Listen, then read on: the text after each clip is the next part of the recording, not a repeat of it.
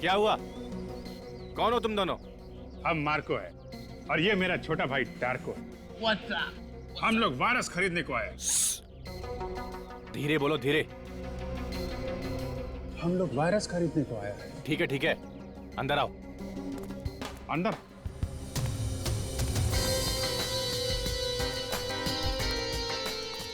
रुको, अपुन के आदमी का मैसेज दिखाओ। ए, तुम हम पर शक करता है? जाने दो छोटे, जाने दो, जाने दो, जाने दो। मैसेज देखना है? हाँ। ये वायरस चाहिए तो खतरपुर फैक्ट्री पहुंच जाओ।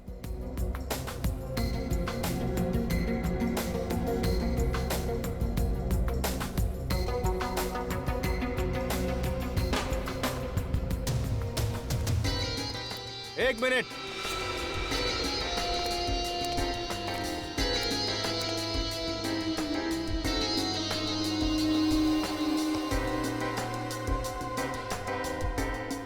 ये गन? गन? हम लोगों के पास गन नहीं होगा तो क्या लॉलीपॉप होगा? लेकिन यहाँ पर ये गन अलाउड नहीं है। अलाउ नहीं है? ठीक है, हम लोग यहाँ वायरस खरीदने आया है, गोली चलाने थोड़ी ना आया है। आ जाओ छोटे।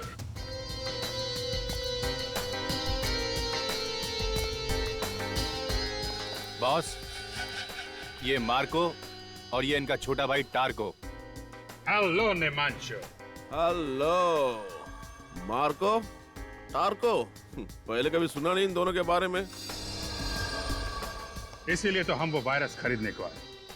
उस वायरस से हम वो धूम मचाएगा, वो धूम मचाएगा कि इंटरपोल का पुलिस भी हमारे नाम से थर थर कांपेगा। कहां से पकड़ के लेके आए इन दो नमूनों को? कितना कीमत है तुम्हारा वायरस का? सबसे ज्यादा कीमत हम देगा। बिठाओ इन दोनों को। चलो अंदर आ जाओ। नमूना बोला तुमको?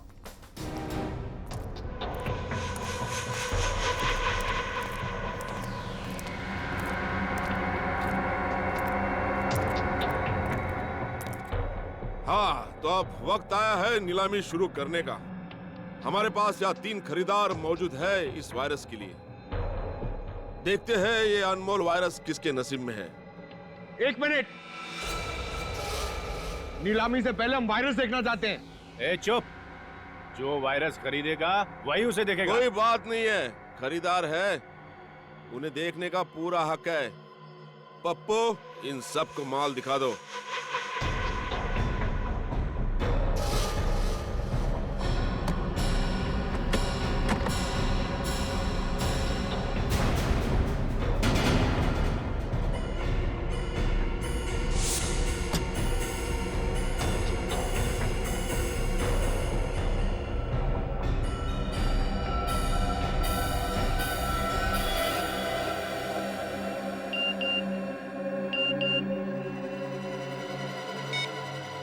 वायरस यहीं पर है। हाँ, तो नीलामी की शुरुआत होगी 10 करोड़ रुपए से। चलिए, बोली लगाइए। 11 करोड़। 12 करोड़। 15 करोड़। 20 करोड़। 20 करोड़। 40 करोड़। हाँ, 40 करोड़। 50 करोड़।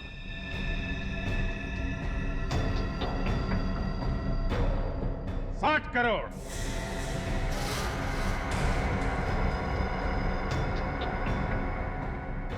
60 करोड़। बस 60 करोड़। इस अनमोल वायरस की कीमत तो 100 करोड़ भी कम है। कदरदानो, बोली बढ़ाइए। है कोई? 60 करोड़ 1, 60 करोड़ 2, 60 करोड़ 3। मुबारक हो मार्को और टार्को, वायरस आपका हो गया। पैसे लायो? कैसी बच्चों वाली बातें करते हो निमांशु? 60 करोड़ रुपए कोई पॉकेट में लेके घूमेगा? ये लो, मेरे इस मोबाइल फोन में अपना अकाउंट नंबर टाइप कर दो। 2 मिनट में तुम्हारे अकाउंट में पैसे ट्रांसफर हो जाएंगे। लाइए।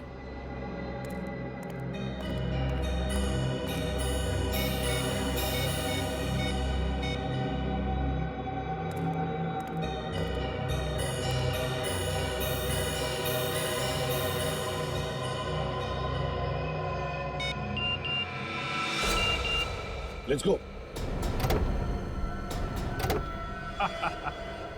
मुबारक हो निमांशु, 2 मिनट में तुम बहुत अमीर आदमी बनने वाले हो। तुम्हारे साथ काम करके मार्को और डार्को को बहुत मजा आया। लाओ, अब वो वायरस हमको दे दो। ला। रख।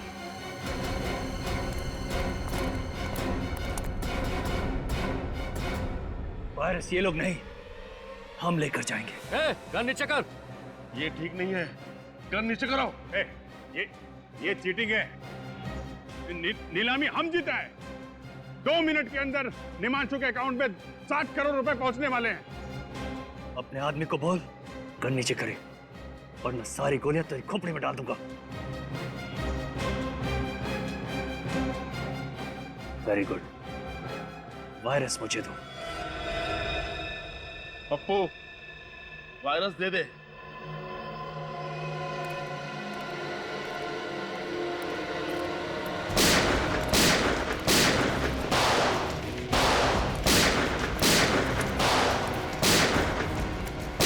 हाँ अभिजीत सर, वायरस लेके अभी निकल गया वो। My God.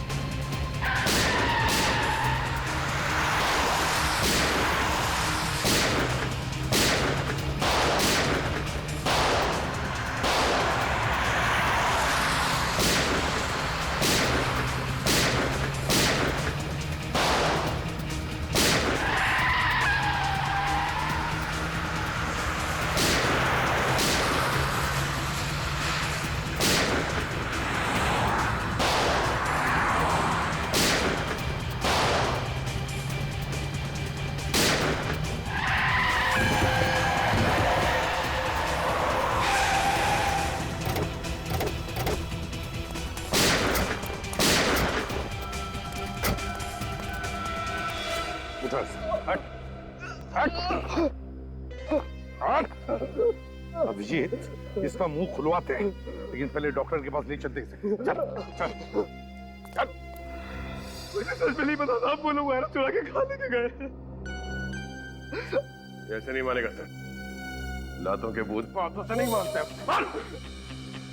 अब आप लोग मेरा यकीन क्यों नहीं करते साहब? मुझे झूठ बोल के क्या मिलेगा साहब? एक आतंकवादी पर यकीन करें, एक देशद्रोही पर यकीन करें। साहब मैं देशद्रोही नहीं हूँ साहब। मैं तो पिछले हफ्ते इस गिरोह से जुड़ा हूँ साहब। अगर मुझे पहले पता होता साहब ये लोग देश को इतना बड़ा नुकसान पहुंचाने वाले हैं, तो मैं कभी इन लोगों का साथ नहीं देता साहब, कभी नहीं। फिर किसने कहा तुम्हें इस गैंग में शामिल होने के लिए? साहब पैसों के खातिर मैं इन लोगों के साथ जुड़ गया था साहब। अच्छा, तो पहले मालूम नहीं था कि ये लोग वायरस चुराने वाले? हाँ? नहीं साहब, ये लोग मुझे कुछ बताते नहीं थे साहब। मुझे तो आज सुबह तक ये भी नहीं पता था कि हम लोग वायरस चुराने के लिए एक बार फिर से हमला करने वाले हैं साहब। फिर से? हाँ साहब। पहले कब किया था हमला? कौन? साहब इससे पहले जो सरकारी बिल्डिंग पे हमला हुआ था, वो हमला भी हम ही लोगों ने किया था साहब। सरकारी बिल्डिंग पर हमला किया था, हाँ? और कहते हो कि तुम देशद्रोही नहीं हो? नाम क्या है तुम्हारे बॉस का? है कौन वो? सब दामोदर नाम है उसका साहब। दामोदर? पूर्वी, हमारे क्रिमिनल रिकॉर्ड चेक करो। देखो क्या पता चलता है इस दामोदर के बारे में। सर। कब से प्लानिंग चल रही थी तुम्हारी इस हमले की? प्लानिंग तो तभी से चालू थी सर, जब से निमांशु के गिरोह वाले वायरस हमारी नाक के नीचे से निकाल के ले गए थे साहब। इस बात की जानकारी दामोदर उसके कुछ खास आदमियों को ही होती थी साहब, इसके अलावा मुझे कुछ नहीं पता था। कुछ नहीं पता सुन के हमारे कान सड़ गए। हाँ, ये वायरस कहाँ है बता दे, वरना तेरा क्या हशर करेगा कानून ये हम भी नहीं जानते, समझा? सर, दामोदर नाम का कोई भी मुजरिम हमारे क्रिमिनल रिकॉर्ड्स में नहीं है। सर, ये आदमी हमसे अभी भी झूठ बोल रहा है। इसने अपने बॉस का असली नाम अब तक नहीं बताया। अब मुझे तो उसका नाम दामोदर ही बताया गया था साहब, हो सकता है उसका नाम कुछ और हो साहब। उसकी शक्ल तो देखी होगी तुमने? हाँ साहब, देखिए साहब। तो फिर उसका स्केच बनवाओ, समझे? और अड्डा बताओ।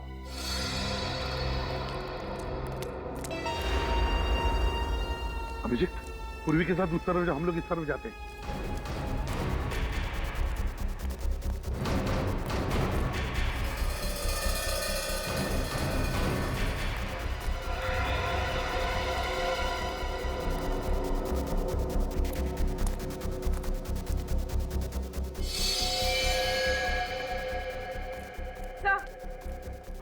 सर, कुछ भी नहीं मिला, खाली पड़ा हूं।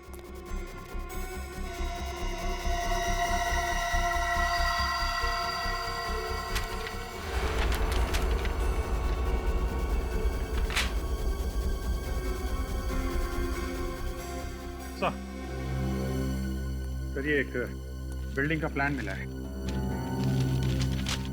अभिषेक, किस बिल्डिंग का प्लान हो सकता है ये? सर, हो सकता है बिल्डिंग इनके छुपने का कोई इकलाट हो। नहीं निखिल, मुझे नहीं लगता ऐसा खतरनाक वायरस लेकर वो बार बार अड्डा नहीं बदलेंगे। मुझे तो लगता है ये लोग इसी बिल्डिंग में वायरस फैलाने वाले हैं। कितनी दूरी पे है? सर, तैयार सर की गाड़ी इसी रास्ते पर करीब 100 मीटर दूर है। 100 मीटर? मगर फोन क्यों नहीं उठा रहा है वो?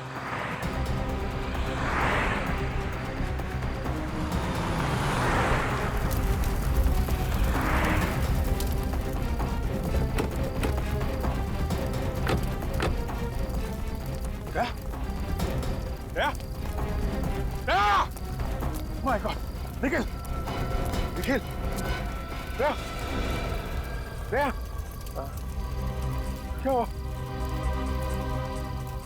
क्या हुआ? हाँ? अभिजीत, हाँ। देखो वो वायरस आई है ना? वायरस? हाँ।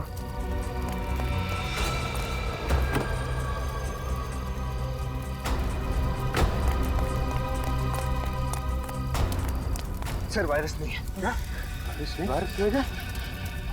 सर, दया! दया!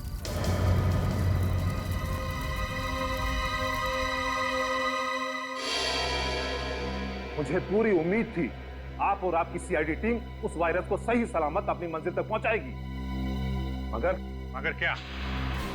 रामंजन जी, उस वायरस के बारे में हमारी टीम के अलावा आपको और आपकी टीम को भी मालूम था। क्या मतलब? मतलब यह कि आपकी टीम में से कोई गद्दार है जिसने उन लोगों को खबर कर दी हमारे खुफिया प्लान के बारे में। आप लोगों ने लास्ट मिनट में अपना प्लान बदल लिया था। आप लोग किस रास्ते से जाने वाले हो, किस होटल में रुकने वाले हो, इसकी खबर नहीं थी मुझे। लेकिन आपको यह तो पता था कि वो वायरस लेके हम लोग अशोकनगर की लैब में जा रहे हैं। सर, इस रघु से बहुत पूछा, लेकिन इसकी सुई एक ही जगह पर आकर अटक गई। इसने ये सारा काम सिर्फ पैसों के लिए किया, लेकिन वो पैसे दिए किसने ये इसे नहीं पता। देख रखो, अभी तो तू चल के आया है, अगर सच सच नहीं बताया ना तो पैरों पे खड़ा भी नहीं हो पाएगा, समझा? साहब, मैं सच बोल रहा हूँ साहब, मुझे इस काम के लिए 1 करोड़ रुपए मिलने वाले थे साहब, बस, और कुछ नहीं मालूम साहब, सच्ची में। 1 करोड़? कौन है ये जो तुम्हें 1 करोड़ देने वाला था? साहब, मैंने बस आवाज सुनी थी साहब, मुझे कॉल आया था साहब प्राइवेट नंबर से। उन्होंने मेरे घर के पीछे गोदाउन पे 5 लाख रुपए एडवांस भी डाले थे साहब। अब और कुछ नहीं मालूम साहब, सच बोल रहा हूँ साहब। ये जो भी कोई है ना जो तुम्हें 1 करोड़ रुपए देने वाला है, वो हमारे हाथों नहीं बचेगा, नहीं बचेगा वो हमारे हाथों।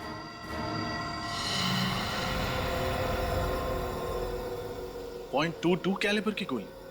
दया सर की गाड़ी पर .22 कैलिबर की गोलियां चलाई गई।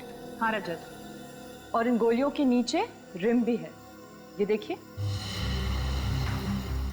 रिसर्च लैब पर जो गोलियां चली थी उनके नीचे रिम नहीं था और ना वो .22 कैलिबर की थी, वो थी .45 कैलिबर की गोलियां।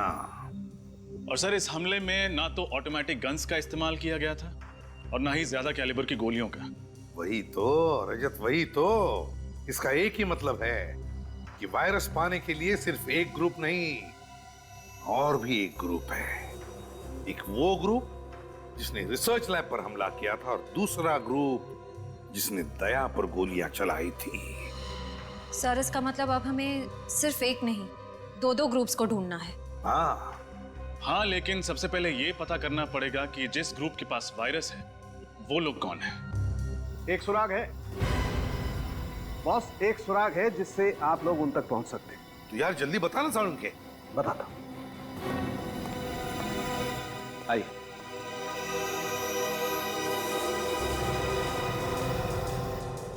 बॉस, ये उस बॉम्ब के टुकड़े हैं जिसका इस्तेमाल करके मुजरिमों ने उस वैन की धज्जियां उड़ाई थी। इस बॉम्ब में टाइमर के साथ साथ फर्टिलाइजर भी मिला है। लेकिन इसमें अनोखा क्या है सर? क्या अनोखा क्या है वो बता। अनोखा ये है बॉस कि ये बॉम्ब दिखने में तो बहुत छोटा सा टिफिन बॉक्स जैसा है, लेकिन है बहुत खतरनाक। इस बॉम्ब का इस्तेमाल बड़ी बड़ी फैक्ट्रीज में एक्सप्लोजर के लिए किया जाता है। और एक बात, इस बॉम्ब के कंपोनेंट बाजार में आसानी से नहीं मिलते हैं। बड़ी बड़ी फैक्ट्रीज को भी खास परमिशन लेकर के, स्पेशल ऑर्डर देकर के मंगवाना पड़ता है। तो फिर जरूर ये सारा सामान किसी फैक्ट्री से चुराया गया है। पता लगाना पड़ेगा ऐसी कितनी फैक्ट्रीज और इंडस्ट्रीज हैं जहां पर ऐसा सामान इस्तेमाल होता है। सर, क्या पता चला बॉम्ब के बारे में रजत? सर, ये बॉम्ब पाइपलाइन कंपनीज में इस्तेमाल किया जाता है। मैंने शहर की हर ऐसी कंपनी को इन्फॉर्म कर दिया है। जैसे ही पता चलेगा कि ये बॉम्ब कहां से गायब हुआ था, हमें खबर मिल जाएगी। सर, उस नकली नंबर प्लेट वाली गाड़ी का पता चल गया।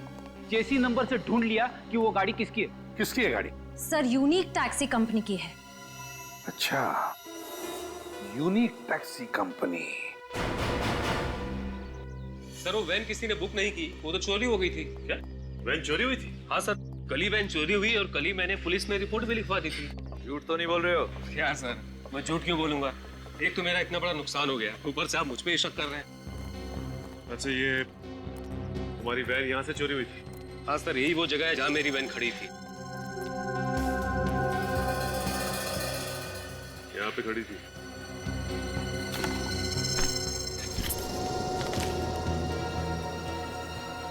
सूरज, कर क्या रहा तुम? कुछ नहीं, वो कचरा गिरा पड़ा था, मैंने सोचा उठा के बाहर फेंक दूंगा। इधर देखो,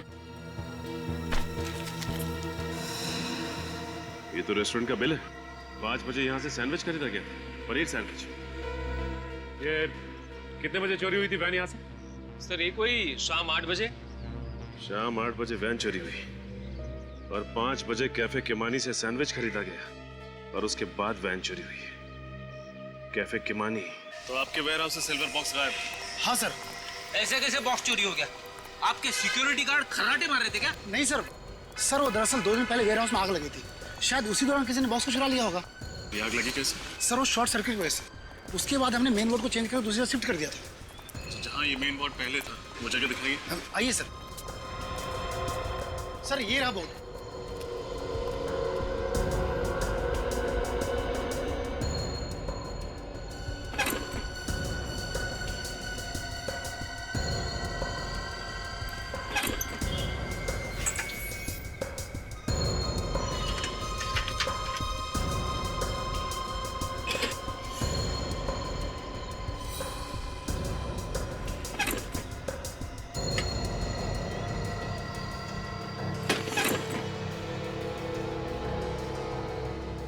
आग लगी नहीं, लगवाई गई है ताकि आग के बहाने सिल्वर बॉक्स चुराया जा सके।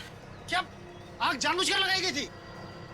जी हाँ, किसी ने जानबूझकर इस फ्यूज में ये मोटी तार लगाई है ताकि जब शॉर्ट सर्किट हो तो ये फ्यूज न उड़े और आग लगती रहे। मतलब जिसने भी ये किया है वो आतंकवादियों से मिला हुआ है। इस पावर बोर्ड पे जितने भी उंगलियों के निशान उठा लो।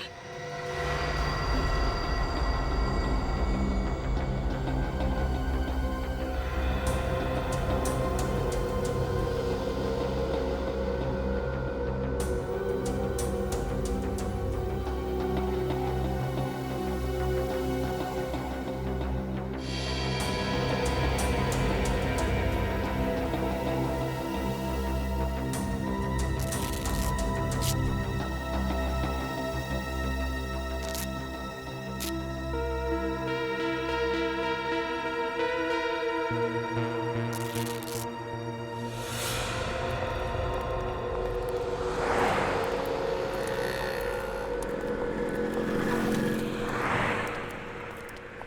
लेंगे sir? Ice cream, French fries, burger, sandwich? हम CID से। CID? क्या बात है सर? कल शाम को 5 बजे आपके यहाँ से किसी ने पनीर सैंडविच खरीदा था। ये रहा उसका बिल। ध्यान से देखिए इस बिल को और अपने दिमाग पे जोर डालिए और बताइए कि किसने खरीदा था। सर ऐसे तो रोज 50 लोग पनीर सैंडविच के लिए आते हैं, ऐसे कैसे याद रख सकता हूँ? तुम नहीं बता सकते, लेकिन ये CCTV फुटेज ये तो बता सकती है ना कि कौन और कब आया था। फुटेज दिखाओ जरा। जी सर।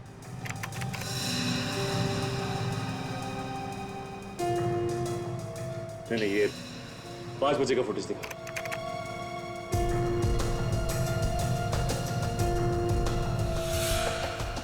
सर यही दोनों बंदे आए थे 5 बजे पनीर सैंडविच लेने।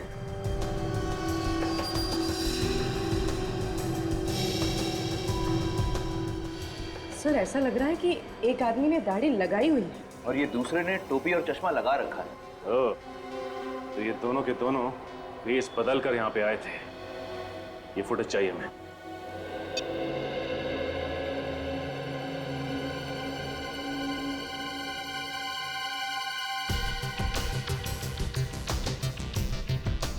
पूरी पॉज करो। अब रिवाइंड करके उसके हाथ पर जूम करो। देखना जरा दया, उसके हाथ पे कुछ है। हाथ पे टैटू बना है सर। हाँ, TS। सर ये TS क्या हो सकता है? सर हो सकता है ये इस मुजरिम के नाम के इनिशियल्स हो।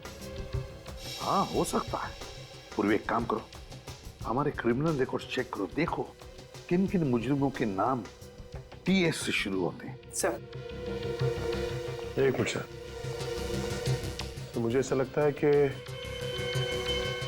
ये टैटू मैंने पहले भी कहीं देखा है। सर आप इस मुजरिम को पहचानते हैं? टैटू को देखकर लगता है कि इस आदमी के साथ कहीं ना तो कहीं मुठभेड़ हुई है। TS तो नहीं, तरुण, क्या नाम है उस आदमी का? TS तेजा शान। TS है तेजा शान। तेजा शान। पूर्वी, इस तेजा शान की पूरी कुंडली निकालो, बताओ क्या है। हाँ सर। सर ये रहा। सर ये तेजा तो गाड़ियां चुराता है। अच्छा, अब याद आया। मार्च में जब मैं नासिक जा रहा था तब रास्ते में मैंने इसे कार चोरी करते हुए पकड़ा था सर। सर ये छोटा मोटा चोर है, इतने बड़े षड्यंत्र में इसका हाथ कैसे हो सकता है? विनीत है। जिस तरह से इस खेल में रघु का इस्तेमाल किया गया, उसी तरह अब तेजा का भी इस्तेमाल हो रहा है। इस खेल में बहुत से छोटे मोटे प्यादे हैं और हमें चाहिए वो जो इन प्यादों को घुमा रहा है। सर। हाँ सर, उस पाइपलाइन कंपनी के इलेक्ट्रिसिटी बोर्ड में जो उंगलियों के निशान मिले थे उसकी रिपोर्ट आ गई है। किसके उंगलियों के निशान है? सर वो किसी निमांशु नाम के आदमी की है। निमांशु? सर कहीं ये वही निमांशु तो नहीं जो किडनैपिंग, ड्रग्स और स्मगलिंग करता है? हाँ, और आतंकवादियों को एंथ्रैक्स और हथियार भी बेचता है। ये वायरस उसी ने चुराया है, इस निमांशु ने। और अब जाकर के वो वायरस उन लोगों को बेचेगा जो लोग हमारे देश के खिलाफ साजिश रच रहे हैं। इससे पहले कि वो कुछ करे, पता लगाओ ये चूहा किस बिल में जाकर छुपा है।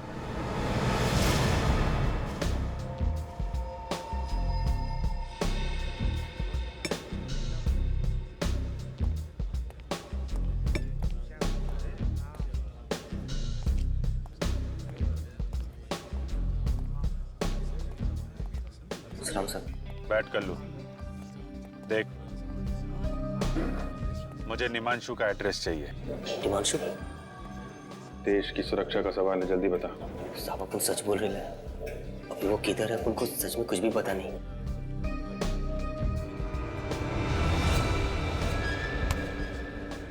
देख, अब तुम्हें अच्छी तरह से मालूम है तू निमांशु के लिए काम करता था, इसलिए सब कुछ सच सच बता दे, वरना सीआईडी के हाथों एक खून हो जाएगा। अंकल रेलो साहब, घोड़ा तो साइड रखो साहब। चल बता, निमांशु का फोन नंबर, एड्रेस, जो कुछ मालूम है बता। सच्ची बोल रहे हो साहब, आप उनको कुछ नहीं पता। और साहब उनके पास एक फोटो है साहब, शायद वो आपके काम आ जाए। ऐसी फोटो दिखाता हूँ साहब, ये देखो ना साहब।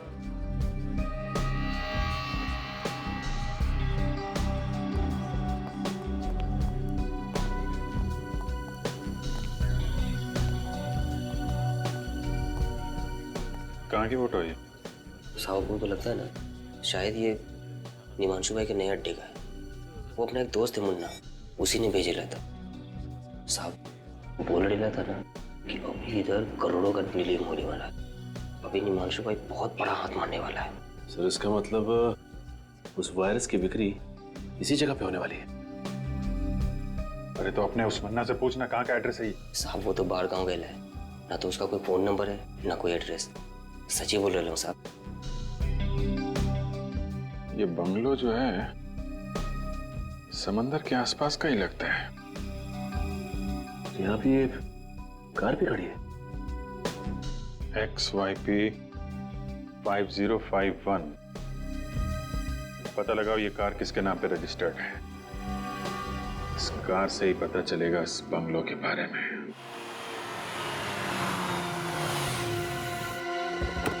संभल के, निमांशु अटैक कर सकता है।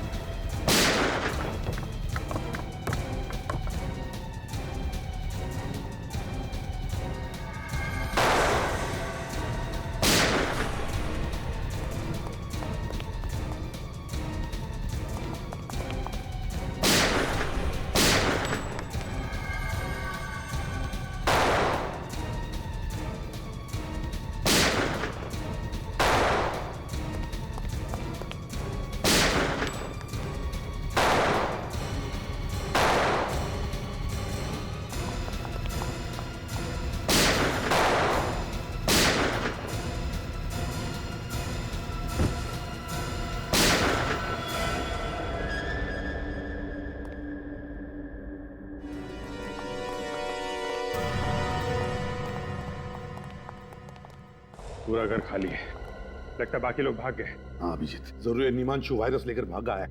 काम करो तुम दोनों, चेक करो इनकी जेबें, देखो कोई फोन नंबर या एड्रेस वगैरह मिलता है क्या।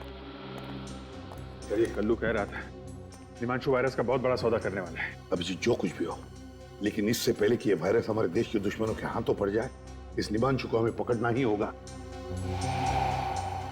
सर, हाँ सर, इसके पास ही मोबाइल मिला।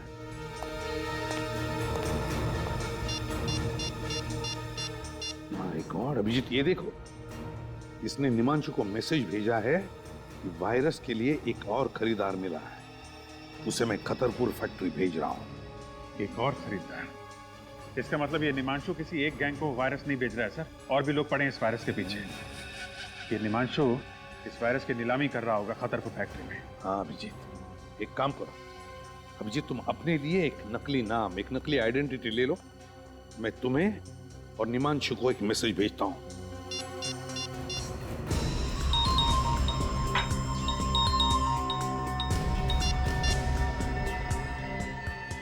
तो और बंदों को खतरपुर फैक्ट्री भेज रहा हूं।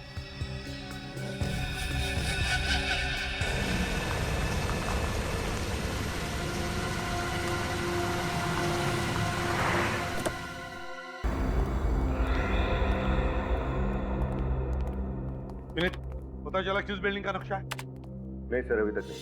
शहर की सारी कमर्शियल बिल्डिंग्स के नक्शे मैं चेक कर रहा हूँ सर। और हमारे पास वक्त बहुत कम है, कहीं ऐसा ना हो कि हम इसी नक्शे में उलझे रहे और वहां पर अटैक हो जाए वायरस का। सर, उस सत्या ने जिस दामोदर का स्केच बनवाया था वो दामोदर नहीं, उसका नाम अंशुमन है।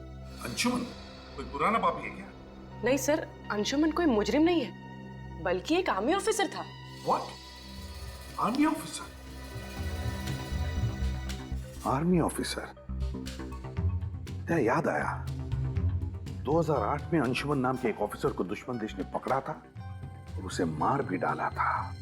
तो जरूर ये वही अंशुमन है, वही अंशुमन है ये। सर मगर ये कैसे हो सकता है? एक मरा हुआ आर्मी ऑफिसर ये काम कैसे कर सकता है सर? सर शायद ये दामोदर अंशुमन के भेष में ये सब कर रहा है, अंशुमन का चेहरा लगाकर। नहीं निखिल, ये दामोदर तो लोगों के सामने आने के लिए तैयार ही नहीं, किसी ने भी उसे देखा नहीं, तो फिर वो अंशुमन के भेष में क्यों आएगा? नहीं, ये अंशुमन मरा नहीं, अंशुमन जिंदा है, अभी भी अंशुमन जिंदा है। सर अगर ये अंशुमन जिंदा है तो अपने परिवार वालों से जरूर मिलता होगा।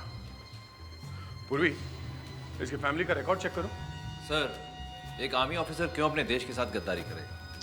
क्योंकि शायद उसके दिल में आज भी इस बात का गुस्सा है कि जब दुश्मन देश ने उसे पकड़ा तो हमारा देश और देशवासियों ने उसे बचाने के लिए कुछ नहीं किया। पर सर ये बात तो सच नहीं है, सरकार तो पूरी कोशिश करती है उन्हें बचाने के लिए। हाँ पूर्वी, ये बात तो हमें भी पता है, लेकिन शायद उसे लगा होगा कि हमारे देश ने उसे बचाने की पूरी कोशिश नहीं की और इसलिए वो बागी बन गया। सर, हाँ सर, ये नक्शा होटल फ्री एशिया के नक्शे से मैच हो गया सर।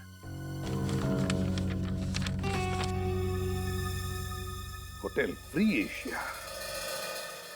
मेरे पापा ने अपनी एक एक सांस नौछावर कर दी देशभक्ति के नाम पे, शहीद हो गए इस देश पे, और आप सीआईडी वाले उन्हें देशद्रोही कह रहे हैं, उन्हें मुजरिम कह रहे हैं। I'm sorry मिस रिया, मगर सच्चाई तो यही है कि आपके पिताजी मिस्टर अंशुमान ने देश को धोखा दिया है और वो मरे नहीं, अभी भी जिंदा हैं और अपने ही देश के खिलाफ एक ऐसा षड्यंत्र रच रहे हैं, ना जाने उसकी कीमत आने वाली कितनी पुश्तें चुकाएंगी। ये नहीं हो सकता। पापा अगर जिंदा होते तो मुझसे मिलने क्यों नहीं आए? हो सकता है वो आए हो और आप हमसे बात छुपा रही हो। What? मैं आप लोगों से झूठ क्यों बोलूंगी? मुझे समझ में नहीं आ रहा है आप लोग मेरी बात का यकीन क्यों नहीं कर रहे हैं? चलिए मान लिया कि आप सच बोल रही हैं। हाँ सूरज, मेरे कमरे की तलाशी लो। तलाशी? वो किस लिए? सच बोलने वाले तलाशी देने से कब से डरने लगे? आर्या जी? सर, ये मोबाइल फोन मिला, लेकिन इसमें इनके पिता अंशुमन जी का कहीं कोई नाम नहीं। कहीं कोई नाम नहीं है? एक काम करो सूरज, इस मोबाइल को अच्छी तरह से चेक करो और देखो कि रिया जी ने सबसे ज्यादा फोन किन नंबर्स पे किए हैं। सर, ये 5 नंबर्स पे। 5 नंबर्स? पता करते हैं कि इनमें से कौन सा नंबर वायरस की नीलामी वाली जगह पर था।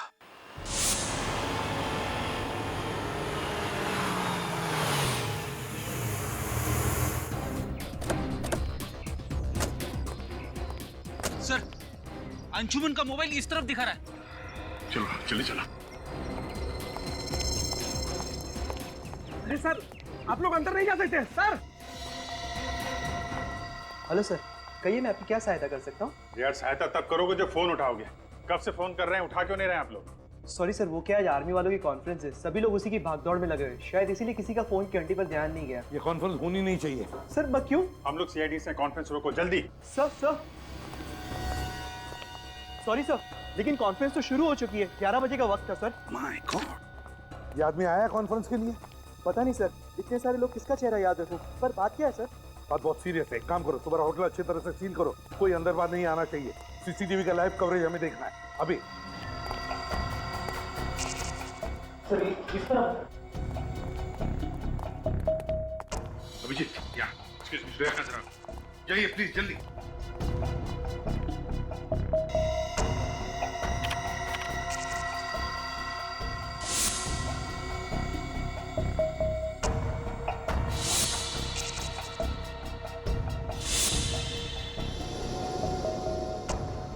ध्यान से देखना, अच्छी तरह से।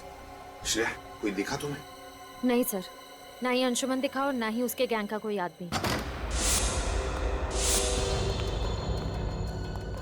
यहाँ पे तो मॉनिटर्स लगे हुए, इसका मतलब होटल में जो कुछ भी हो रहा है अंशुमान को सब कुछ पता है।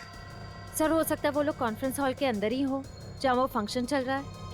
नहीं, कॉन्फ्रेंस हॉल के बाहर मिलिट्री वालों की बहुत टाइट सिक्योरिटी है, वहां से अंदर घुसने की गलती नहीं करेंगे ये लोग। सर इसका मतलब वो लोग वायरस कहीं और से भी छोड़ सकते हैं। बिल्कुल श्रेया, बिल्कुल। वायरस है, वायरस कोई बॉम्ब या गोली नहीं। एक बार ये वायरस हवा में फैल जाए ना तो पता नहीं कितने लोगों की जानें चली जाएंगी। सर ये हवा में वायरस डालने का सबसे आसान तरीका ये एयर सर्कुलेशन के जरिए। हाँ, air circulation. Shreya, air circulation room का सीसीटीवी दिखाओ। ये दो लोग उसी एरिया की तरफ जा रहे हैं, स्टाफ वाले लगते हैं। नहीं नहीं, ये अंशुमान का आदमी है। सर वायरस की नीलामी के वक्त इसे मैंने वहां पे देखा था, अभी इन्हें रोकना होगा।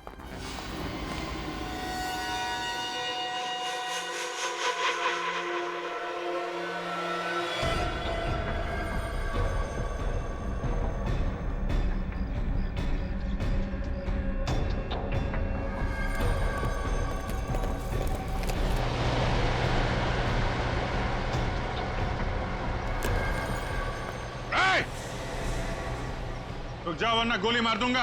अगर हमें मौत से डर लगता तो वायरस फैलाने जैसा काम हमें नहीं दिया जाता ऑफिसर।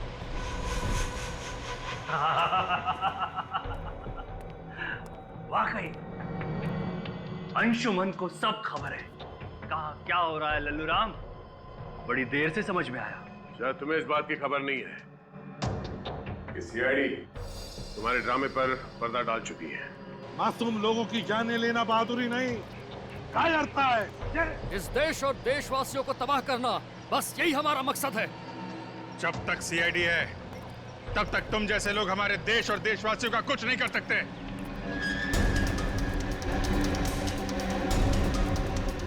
गोली चलाने की जरूरत नहीं है, ये खुलते ही तुम सबके सब मारे जाओगे।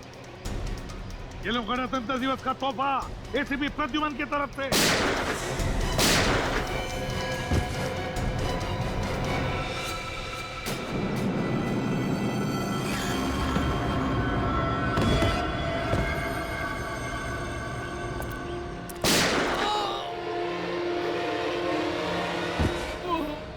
प्लास्टिक ग्रेटोल के पीछे।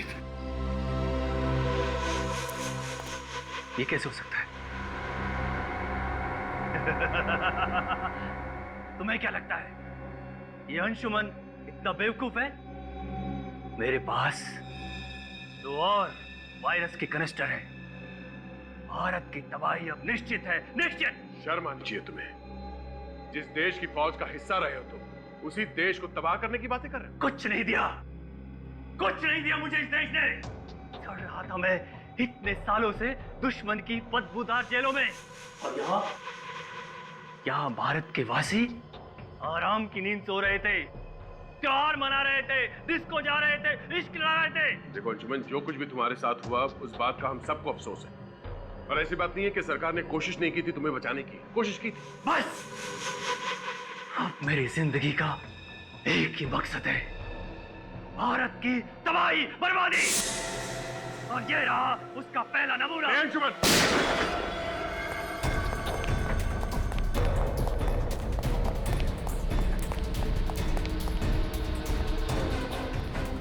इसे देखो अभिजीत, ये अंशुमन बहादुर सिपाही आज पीठ दिखाकर भाग रहा है। आगे मत बढ़ना, मैं कहता हूं आगे मत बढ़ना, वरना मैं खुद को गोली मारूंगा। आगे मत बढ़ना। इतनी आसान मौत नहीं मिलेगी तुझे अंशुमन। तूने जो किया है उसका अंजाम तो झेलना ही पड़ेगा।